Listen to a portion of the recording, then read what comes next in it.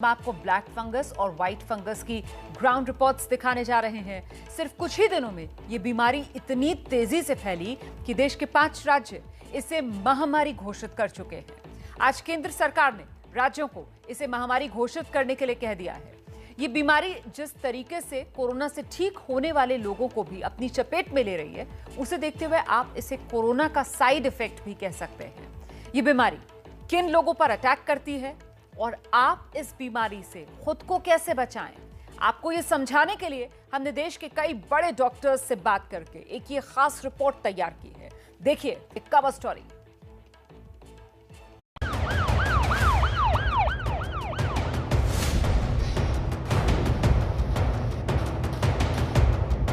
Corona से ज्यादा इस समय लोगों के माइंड में ब्लैक फंगस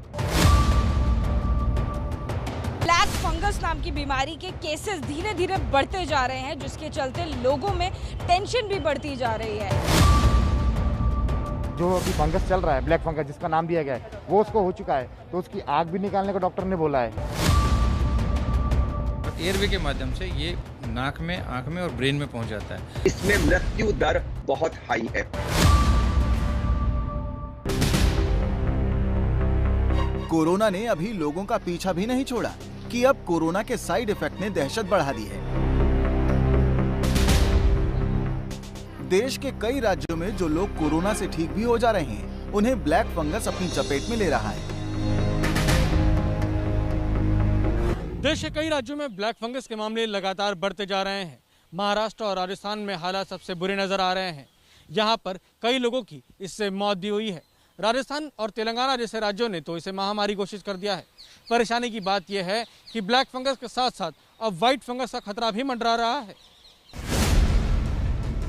ब्लैक फंगस और व्हाइट फंगस, इन दोनों से जुड़ी हर एक बात आज हम आपके सामने रखने जा रहे हैं। लेकिन पहले आप ये समझिए कि ये ब्लैक फंगस होता क्या है।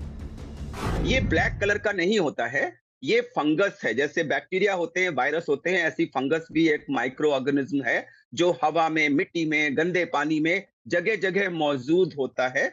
इसका टेक्निकल नेम है म्यूकरमाइकोसिस और ये हवा में, गंदी मिट्टी में, गंदे पानी में होता है और नॉर्मल हवा में ये हम सबके शरीर में अंदर जाता है, बाहर आता है। हमारी अच्छी इम्यूनिटी की वजह से ये हमारे शरीर में जड़ नहीं पकड़ पाता। लेकिन जिन लोगों को कोरोना का वायरस अपनी चपेट में लेता है, उन्हें ब्लैक फंगस होने का खतरा बढ़ जाता है। ब्लैक फंगस की चपेट में आने वाले 3 तरह के लोग हैं। जो लोग कोरोना से संक्रमित थे लेकिन ठीक हो चुके हैं, जो लोग अभी भी कोरोना से संक्रमित हैं और इलाज चल रहा है, और जो लोग कोरोना संक्रमित नहीं हुए लेकिन सांस लेने में दिक्कत हो रही है। माना जा रहा है कि उनमें भी कुछ दिन बाद फंगस का इन्फेक्शन हो जाए। जो लोग क्रोनिक मेडिकल इलनेस, जिसको डायबिटीज कहते हैं, या थायराइड की बीमारी से पीड़ित हैं, या दमे की बीमारी से पीड़ित हैं, या ऐसे लोगों में इम्यूनिटी कम होती है, तो इसमें इन्फेक्शन का चांस बहुत ज़्यादा होता है। तो ऐसे ही इसमें फंगल बीमारी सुपर इम्पोज हो जाती है उसकी कोविड की बीमारी के साथ, तो इसमें दोनों बीमारी हो सकता है। राजस्थान में इस वक्त ब्लैक फंगस की लहर चल रही है। ये है 12 जिले के छबड़ा के रहने वाले पृथ्वीराज मीणा। पृथ्वी की बहन शीला मीणा को कुछ ही वक्त पहले कोरोना हुआ था, जिसके बाद वो ठीक हो गए। लेकिन अब उनकी आंखों में भी दिक्कत है और चेहरे में भी सूजन है। कोटा के अस्पताल में दिखाया तो पता चला कि ब्लैक फंगस हो गया है। शुरू में उनको बुखार आया, कोरोना हुआ, उसके बाद में वहाँ पे लोकल में इलाज करवाया। फिर हम उनको मेडिकल कॉलेज झालावाड़ ले गए। कोरोना की रिपोर्ट नेगेटिव आई। उसके बाद में ऐसा लगा कि ब्लैक फंगस है। यही हाल झालावाड़ के राजाराम का है। भाई दुर्गालाल का कोरोना का इलाज चल ही रहा था कि अचानक आंखों से दिखना बंद हो गया। हालत गंभीर हुई तो पता चला कि ब्लैक फंगस ने अटैक कर दिया है। सारी आंख बंद होगी, बिल्कुल बंद होगी, अच्छा नहीं दिख रहा, और दूसरी आंख में भी अब बेचारा हो और होठ और भी फूल रहे। राजस्थान ही नहीं, देश के कई राज्यों में ब्लैक फंगस के मामले लगातार बढ़ते जा रहे हैं। दिल्ली, महाराष्ट्र, राजस्थान, मध्य प्रदेश, कर्नाटक, हरियाणा, तेलंगाना, आंध्र प्रदेश, केरल, बिहार, झारखंड, छत्तीसगढ़, पंजाब, गुजरात और उत्तर प्रदेश में ब्लैक फंगस लोगों के लिए आफत बनता जा रहा है। आज दिल्ली हाई कोर्ट में भी ब्लैक फंगस मामले की सुनवाई हुई। मामले की सुनवाई के दौरान केंद्र सरकार के वकील ने कोर्ट को बताया कि अब तक सामने आई जानकारी के मुताबिक पूरे देश में ब्लैक फंगस के फिलहाल 7,251 मामले मौजूद हैं। और बात की जाए देश की राजधानी दिल्ली की, तो दिल्ली में फिलहाल 19 मई तक 197 मामले सामने आ चुके हैं, जो कि पूरे देश में कुल मामलों का करीबन 3% हिस्सा है। अब आपको बताते हैं कि ब्लैक फंगस क्यों होता है और कैसे होता है। कोरोना के पेशेंट्स, खासकर वो पेशेंट जिनको अनकंट्रोल डायबिटीज थी, जिनको स्टीरॉइड्स की हाई डोज काफी लंबे समय तक दी गई और उनको लगातार कई हफ्तों या कई दिनों तक आईसीयू में ऑक्सीजन, बाईपैप, वेंटिलेटर वगैरह लगा, उन लोगों की इम्यूनिटी बहुत कम हो जाती है। शायद कहीं ना कहीं हो सकता है जो एक ह्यूमिडिफायर चेंबर होता है जिसके थ्रू ऑक्सीजन पास होती है, उसमें भी कुछ जगहों पर हो सकता है उस पानी वगैरह को चेंज करने में उतनी सावधानी से ना हो पाई हो।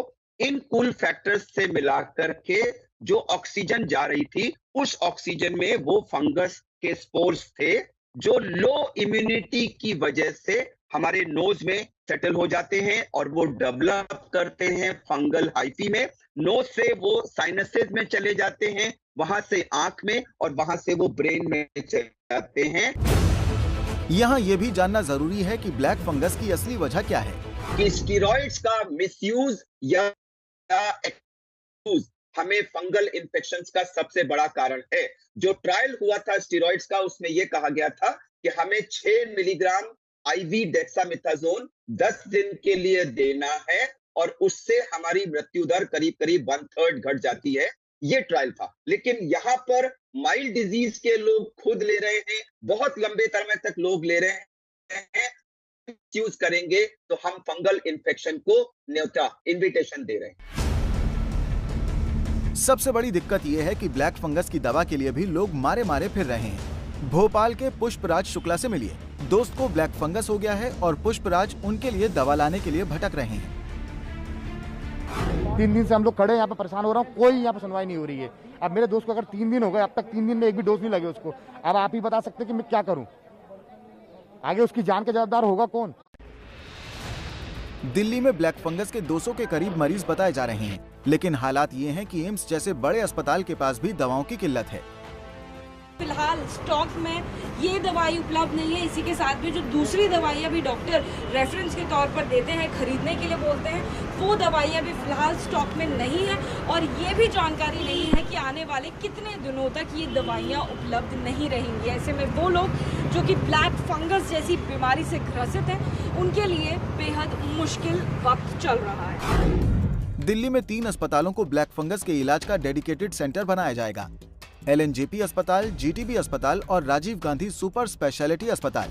इन तीनों अस्पतालों में ब्लैक फंगस के मरीजों के इलाज के लिए डॉक्टर्स की एक टीम बनाने के निर्देश भी दिए गए हैं।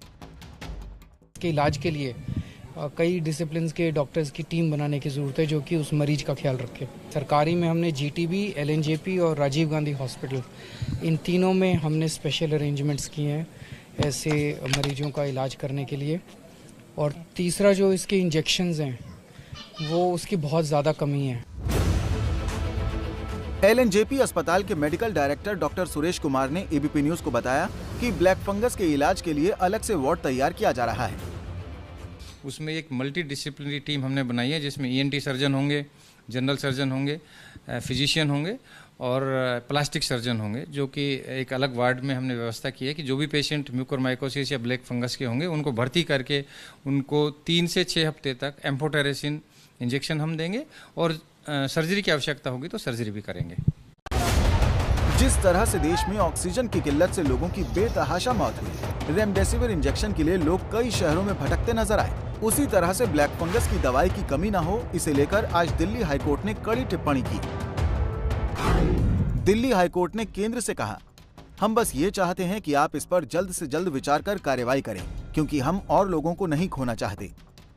केंद्र सरकार के वकील ने बताया कि फिलहाल जो कंपनियां ब्लैक फंगस की दवा का उत्पादन कर रही हैं, उनमें से 2 कंपनियों ने अपना उत्पादन पहले से ही 2 गुना कर दिया है और बाकी भी कंपनियां इसी तरह से अपना उत्पादन बढ़ा रही हैं।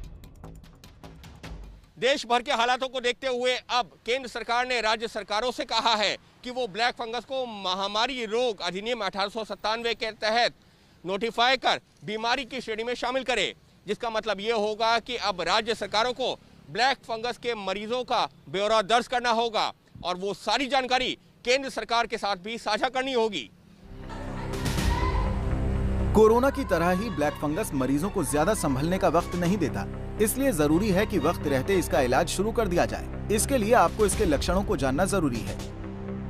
ब्लैक फंगस के लक्षण हैं नाक का बंद होना, नाक से खून निकलना, सिर दर्द या आंखों में दर्द, आंखों के आसपास सूजन, चेहरे में सूजन, किसी चीज को चबाने में परेशानी, जबड़े में दर्द, सांस लेने में दिक्कत और सीने में दर्द। ऐसे में किन चीजों की सावधानी बरतनी चाहिए वो समझिए। हम डायबिटिक है तो शुगर कंट्रोल रखें। उसके लिए जो भी डॉक्टर के संपर्क में रह के अपने आप कोई सेल्फ मेडिकेशन ना करे। Strict sugar control is absolute must. Number 2, self medication करते हुए स्टेरॉइड्स ना ले, एंटीबायोटिक का मिसयूज ना करे। चौथा है hygiene, including our own mask. जो मास्क हम पहनते क्लॉथ मास्क, वो वेट हो गया, वो गीला पड़ गया तो वो नहीं, उसको धो के सुखा के अच्छी तरह पहना। Hygiene is very very important. तो ब्लैक फंगस के बीच व्हाइट फंगस के खतरे ने लोगों में डर पैदा कर दिया है। पटना में व्हाइट फंगस के मामले मिलने की खबर से हड़कंप है। बताया जा रहा है कि व्हाइट फंगस में भी कोरोना की तरह फेफड़े संक्रमित होते हैं। फेफड़ों के अलावा स्किन, नाखून, मुंह के अंदरूनी भाग, आमाशय और आंत, किडनी और ब्रेन को भी व्हाइट फंगस संक्रमित करता है। जाहिर है कोरोना के बाद ब्लैक और व्हाइट फंगस का खतरा मंडरा रहा है। ऐसे में बचाव का तरीका यही है कि सही वक्त पर पहचान हो और जल्दी इलाज शुरू किया जाए, नहीं तो एक बार फिर वैसी ही भयावह तस्वीरें सामने आ सकती हैं जैसी पिछले कुछ दिनों में देश ने देखी हैं।